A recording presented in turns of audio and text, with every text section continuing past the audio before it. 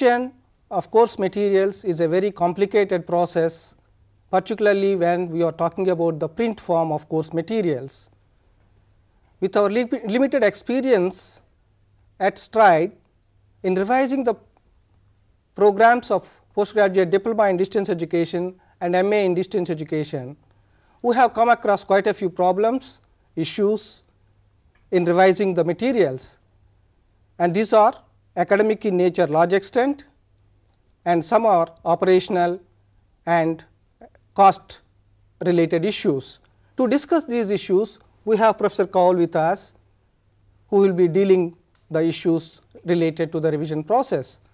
Professor Kaul was at IGNOU as a Pro Vice Chancellor of Stride, Indira Gandhi National Open University. As a Pro Vice Chancellor at Stride, he had given a shape to various activities and functions of the Stride. As a faculty at Stride, including me, we benefit from his guidelines and direction set at Stride. Professor Kaul at present is heading the Distance Education Center at University of West Indies. Sir, what is the significance of the revision process of the print materials in the open and distance learning? Revision of course materials in distance education is a part of teaching and learning transaction.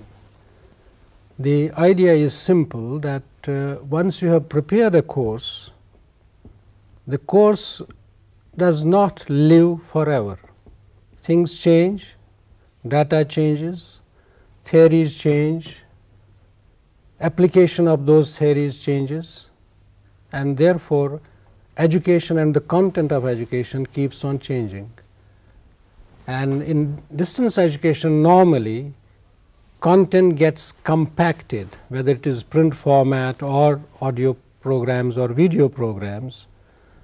They do not function like a teacher in the classroom who is live, because a live teacher can come next year and bring in new elements, changes, new data, new information, which becomes imperceptible, but he has already brought in new things. But in distance education systems where the matter gets compacted in book format or whatever other format, electronic or so, you have to revise materials from time to time in order to keep your materials up to date, in order to bring in changes that you need to change, and additionally in order to remove errors that might have occurred, that might have come in willingly or unwillingly into the materials that you have prepared. Sir, as you rightly said, to bring in the new things and to remove the errors from the material, particularly once you have packed everything in the print form. It is not very easy to change the 10 courses of a program or a 5 courses of a program.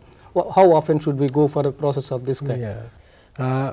In the first place, one needs to look at the system you are following. Supposing your master medium is print, then there are certain industrial considerations and also academic considerations that you have to keep in mind. What do I mean by industrial considerations? Supposing the first print run was 10,000 booklets, and of those 10,000 booklets in a particular year you have used just 3,000. You are left with 7,000, and unless you use those 7,000 booklets, you can't go for a revision, because those 7,000 have been produced, they are there, money has been put in. And even if you wanted to kind of revise them, the finance department or accounts department will raise objections which are legitimate. They will then question how come you produce so much and now you want to change it, right? So when you talk of print as master medium, you have to take into consideration the industrial part when you want to revise it.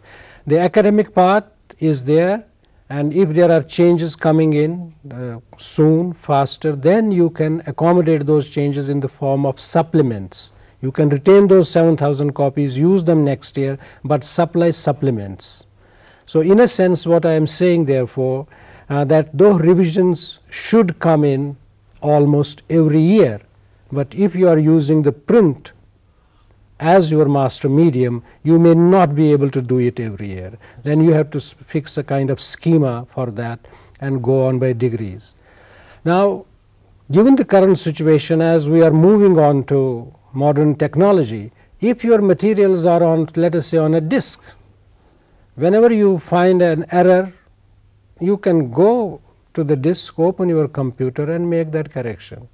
Of course, you may not be able to supply that because your material is perhaps packed in a certain way immediately to the students, but the process in today's technological context is that revisions can be incorporated simultaneously, side by side. Now, all having been said, obviously I am not talking of a major full revision in this case, right? But generally it would depend on the subject also. For example, there is a subject, let us say Indian economics. Now, in such a subject, data usually pertains to a year, because next year things might change. Now, in such subjects, you have to effect revisions more often than kind of you might do elsewhere. But there might be a subject like history, where you may not effect a revision immediately. The life of that kind of course could be longer. So, one factor therefore is the nature of the subject itself. The second factor is the industrial element involved, and the third factor is obviously the academic need. So, I wouldn't really kind of fix a time schema for that. Okay, after 5 years you should do it, after 2 years you should do it. It should be a continuous process. Now, it is only in case of a thorough revision, when you almost overhaul the whole course, that you can fix a time, and in fact that should be done more or less at the planning stage, that okay, this is the course which we have produced and we will allow it a life of 3 years, or we will allow it a life of 5 years. Having said that, you can even decide on then print runs accordingly. That is it. I think Professor Kaul, quite a few things are interrelated. It is not that as you rightly said, that whether it is a 5 years period one can give for the revision, or a 1 year one can do it, and one has to take all the components which you have explained. Exactly. I think so one thing is that industrial aspect which you said, that I think okay, if depending on the subject, faculty and experts are aware of it at the planning stage itself, they can see that okay, the changes will be required when you are talking about the budget in the economic this thing, or a tax loss of that kind. So, naturally the print run, instead of going for a large amount of 10,000, I think that is important issue. I think and as you rightly linked up with the ones technology use, I think the technology is a very handy, particularly for the print form also. And then if you totally linked up, do you think that we can go frequent revisions? Yeah, frequent revisions can usually be relatively small revisions. You see, you have come across a certain mistake, or you want to knock out a subsection somewhere. You can always do that. Put that, if you are using print medium, put that on a supplementary sheet and send that with the material next year, advising students that they can ignore page 10, and instead of the page 10 in the booklet, they can see this supplement. So, that can always be handled with the help of supplements, minor mistakes and bigger mistakes. In certain cases, you see, corrections, errata are associated or sent to students in the following year. I think to put it quite a few things in a process or a stage wise, that where we can benefit out of that once, Professor Kaul. Could you elaborate what are the major processes and the stages if one wants to attempt the revision? Okay, let us look at this way. You see, the exercise of revising materials really starts when the production ends. That is, you have program A, you have gone through certain processes and the production is completed. So, you have your booklets on your shelves, you have your audio programs and video programs on your shelves. Now, as I said, production is complete, the material is in your hand, and the process of revision starts at that point. Now, whosoever is the coordinator of the course, he will naturally look into, he is eager to see what has been printed or what is available now, goes through that. On the third page, he may find a mistake, he should immediately jot that down. The process there is what is known as corrections file. Keep a file, and whatever corrections you need to make, you come across errors and all that, jot that down, keep a record of that. that will be done by the faculty. Then if you see program evaluation process is on and you have sent questionnaires to students and tutors, requested them that they should comment on errors and kind of misinformation or whatever needs to be modified, that should flow to you and to the faculty, so that records are kept and they are maintained. Then again I go back to the idea of program evaluation, that if that is being done and should be done during the pilot period, whatever emerges from that, those things also should be noted. There might be a certain section that usually happens in social sciences which is objected to by masses or a certain community, and you need to knock out that kind that becomes an input to the that is all that is input from right, you see program what you call program evaluation into these things. You keep a record of that right from the beginning, and maybe next year if your technology is up to date and things are on the diskettes, you can straight away bring in those changes, and depending on whether you are going for a major revision or minor supplemental revisions, you can accordingly use that.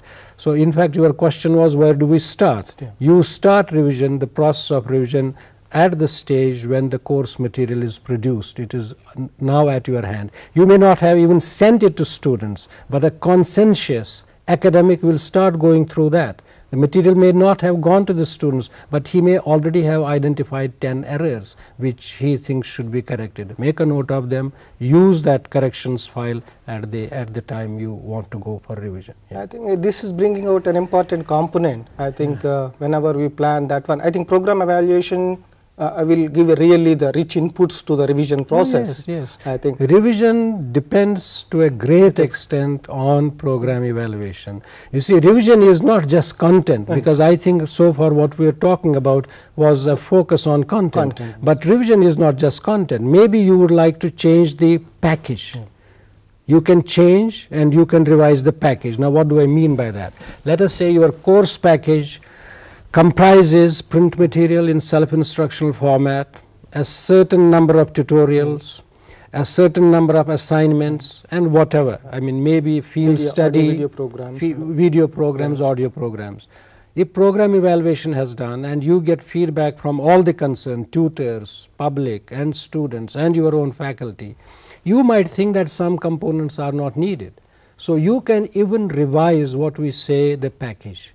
You may need to knock out, okay, in this case field study is not needed, or assignments of this kind are not useful, or of the 10 assignments that we gave, 3 are not good, we need to drop them. So you can change, you can revise the package also. So it is not just the content, but also the package that can be revised, and inputs got from any source are welcome. Professor Kaul, with your wide experience with various other open learning systems in various countries, and of course with IGNOU and within India you have, is there any tested models for the revision process? If at all there are one, I think which one will be more suitable for the Indian context in general? I think I would say that I am not aware of models, but what I am going to tell you immediately, you may see some models in them. One is in fact which we already talked about, that is once the course is produced, people work on it right from that point, and the inputs come from various sources, a conscientious academic, a student, a tutor, and even public. Right? So this is one way, and you keep track of those things, you incorporate those changes, whether through supplemental sheets or as a major component. The other way of going for a revision is usually through a commissioned analysis.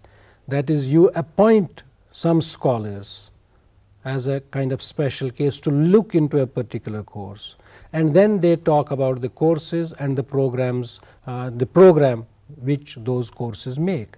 They will tell you, okay, in this particular course these are the drawbacks, this can be added, that can be avoided, and so on. So you get a sort of commentary, a sort of, you see, kind of analysis of the materials from those experts, and then on the basis of those suggestions you then make a revision, you make changes.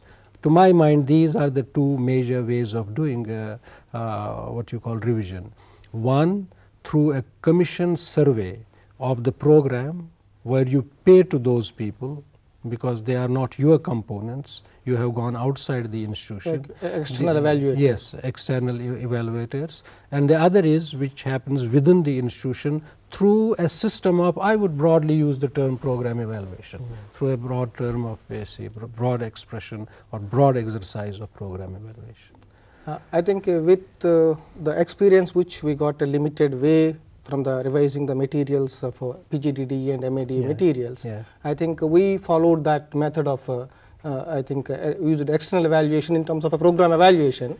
They have given their feedback, and in addition to that, what you explained, that various other inputs from the students and other things put together, I think that helped a lot in our. Okay, I think I have some knowledge of that exercise. You see, the major reason that you had to use external evaluators in this case was really because the course or the program got internationalized.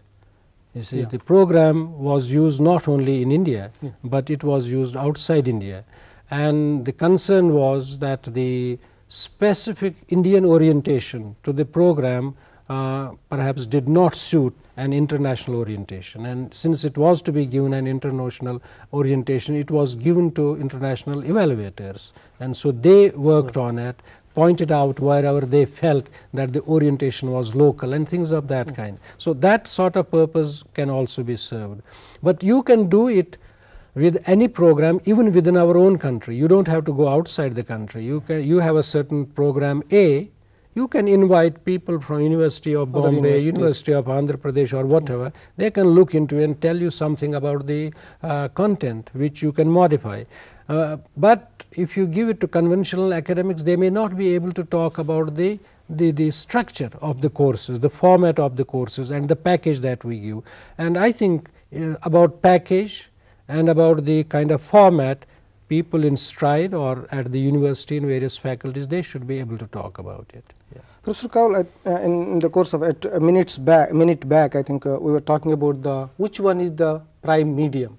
I think it is the print or audio video in the total package of this thing. So in Indian context, I think including IGNOU, it is the print based material, the prime medium.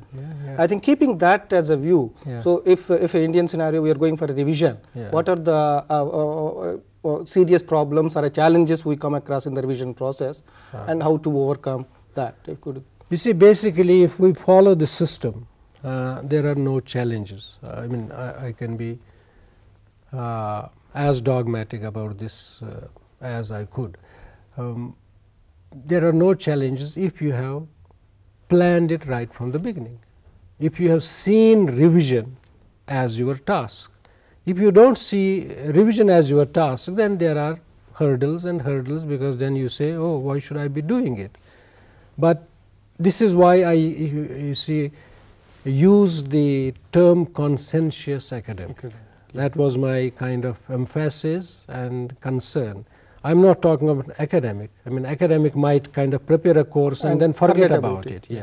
It has to be a conscientious academic who can look at a program, at a course within the faculty as his or her faculties, and therefore feels concerned that, okay, now this course has run for 1 or 2 years, we need to revise it. So basically I would say there are no hurdles. If there is any hurdle, if there is any constraint, it might be the weakness of the basic plan. Revision has to be integrated with the total plan of offering courses, so that you make room in terms of finances, you make room in terms of human resources that you will do, and you make room for any kind of technical input that is needed. Therefore, I wouldn't say there are constraints. The constraints might be only because of weak planning. As you rightly said, the conscientious academic will have all those things taken into when he starts the revision and keep it ready.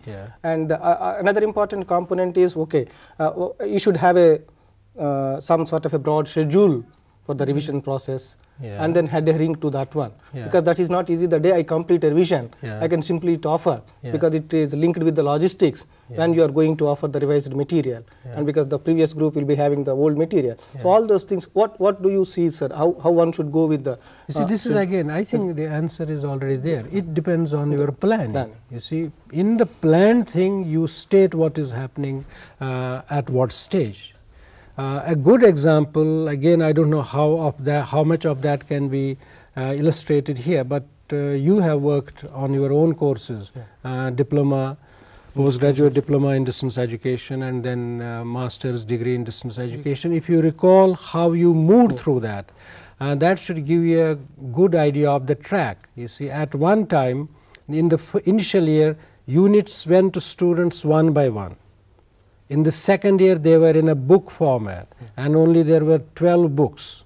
And in the third and fourth year, the number they became 20, and that fourth year they became 25. The revisions were incorporated all through, and today your total programs, I think you have now 9 into 5. You have 45 blocks, right? And they came in not at one go. They came in stage by stage, and you adjusted that with what kinds of students. Effort has to be made. Students of year X will work on this. For them, assignment A is there. Students of X plus 2 will work on this. For them, assignment B is there.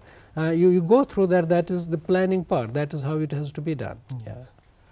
So, there is Professor Kaul, it is some specific thing. What I am asking is, with the experience Stride got by revising the materials of PGDD and MADE programs, if you want to give some inputs to other colleagues in the at IGNOU and other faculty, what way? How might you do that? How might we do that? The best thing is to prepare a case study, right? That is revision of these programs. Make a case study. What happened? Why was this revision seen as a necessity? Then what were the constraints? What happened as far as funding was concerned? Who did what? Narrate that.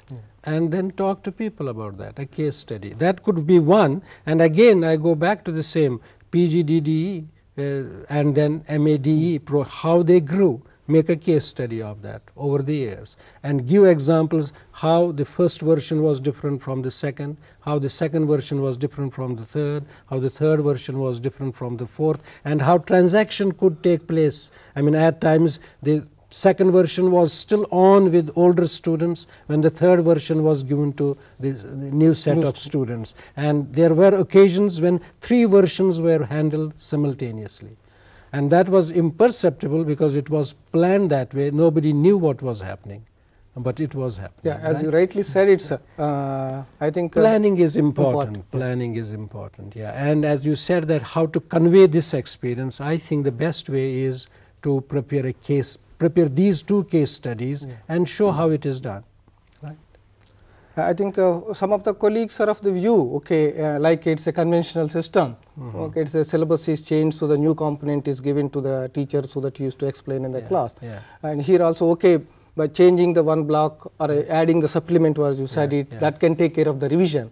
I think with our experience, it says that is not the case unless you have to. You see that supplement takes care of immediate needs. A limited. Limited thing. You see, you talk of a thorough overhaul, a complete revision and a minor revision. And in this case, though that is not strictly speaking under revision, withdrawal, at times you may have to withdraw a course completely, but that is not the theme right now. But these are the, you see, minor revisions, major revision, withdrawal. We are not talking of withdrawal right now. Minor revisions you can manage through supplements and other things, but a major revision, thorough revision has to be complete. Professor Kaul, you have explained in detail the various processes involved in the revision of the course materials and what are the various sources that can give inputs for the revision process. These are the very important process. 1 or 2 which are emerging is, one is the preparation or a clear-cut room for the revision purposes one should make in the beginning of the program planning itself. And another major factor is that is the program evaluation of the each program or each course which give it as input. Thank you very much, sir, for the valuable inputs. This will help not only our students of the various programs and the faculty at IGNOU and Stride. Thank you very much. You have listened from Professor Kaul what are the various components of revision and various stages involved, and the sources for revision comes from different quarters. Starting, one of the important thing is a program evaluation. If one is really interested, one should look at that program evaluation. We have a separate program on that one. The inputs which are coming from that will be very useful for the revision of any course or a program. I hope you all will benefit from this program. Thank you very much.